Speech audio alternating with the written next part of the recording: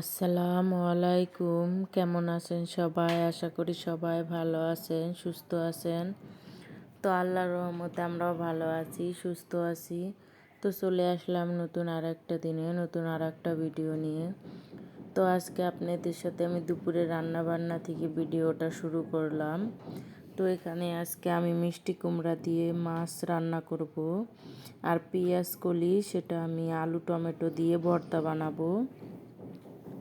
তো আমার বাসার উপরে কাজ চলতেছে, প্লিজ যদি কোনো শব্দ পান তাহলে ক্ষমা সুন্দর দৃষ্টিতে দেখবেন, কারণ বাসার উপরে কাজ করতেছে, যেহেতু এটা ভাড়া বাসা, এখানে আমাদের কিছুই করার নাই। তো এখানে আমি মিষ্টি কুমড়াটা বসায় দিলাম। তো এখানে আমি সব মশলা দিয়ে এখন আমি মিষ্টি কুমড়াটা ভালো করে কষাইয়া নিচ্ছি। তো আমার কষানোটা হয়ে গেছে, এখানে আমি দিয়ে দিলাম পরিমাণ মতো পানি। তো দিয়ে তো এখানে মাছ দিয়ে এখন আমি নেড়ে চেড়ে এটা 5 মিনিট জাল করে নামিয়ে নেব। তো এই তো আমার তরকারিটা হয়ে গেছে। এখন আমি যে ভর্তা বানাবো, এই কারণে পেঁয়াজ কলি আর আলুটা হালকা পানি দিয়ে সিদ্ধ করে নেব।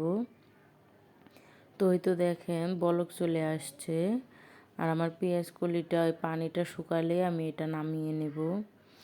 তো আমার ভিডিওটা যদি ভালো লাগে প্লিজ একটা লাইক দিতে ভুলবেন না। আর আপনি যদি ভিডিওটা অনেক ভালো লাগে প্লিজ আমার চ্যানেলটিকে সাবস্ক্রাইব করবেন, আমার পাশেই থাকবেন।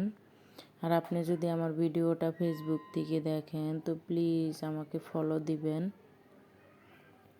এখানে আমি পেঁয়াজ কলিটা নামিয়ে নিছি। নামিয়ে নেওয়ার পরে এখানে আমি পেঁয়াজ, রসুন, মরিচ সব এই একই প্যানের মধ্যে ভেজে নেব। তো আমার মরিচটা ভাজা হয়ে গেছে, এখন আমি নামিয়ে নিচ্ছি, রসুনটাও নামিয়ে নিচ্ছি। তো একই সাইডে আমি আলুগুলা দিয়ে দিলাম। এখন আলু আমি ভালো করে ওপাশ করে ভেজে নেব। আর টমেটোটাও এক সাইড দিয়ে আমি ভেজে নেব।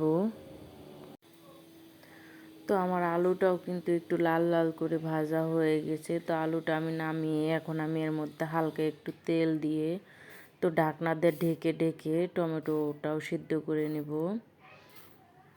তো আমার টমেটোটাও প্রায় সিদ্ধ হয়ে গেছে। তো আমি এখন নামিয়ে নিচ্ছি। তো আমি এখন এই প্যানের ভিতরেই সে পেঁয়াজ কলিগুলা হালকা ভেজে নেব, বেশি ভাজবো না, বেশি ভাজলে আবার শক্ত হয়ে যাবে। তো এই তো আমি পেঁয়াজ কলিটাও এখন নামিয়ে নিছি। তো এখন আমি ভর্তাটা বানাবো। তো ভর্তাটা কিন্তু খেতে অনেক মজা, আপনারা চাইলে ট্রাই করতে পারেন, সমস্যা নাই। খেয়ে বলবেন কেমন হয়েছে। তো আমার কাছে তো অনেক ভালো লাগছে। তো এখন আমি এখানে সব কিছু হাতে মেখে ভর্তা বানাবো। যে কোনো ভর্তা একটু হাতে বানাইলেই ভালো লাগে। তো আমার ভিডিওটা কেমন লাগলো অবশ্যই আমাকে কমেন্টে জানাবেন।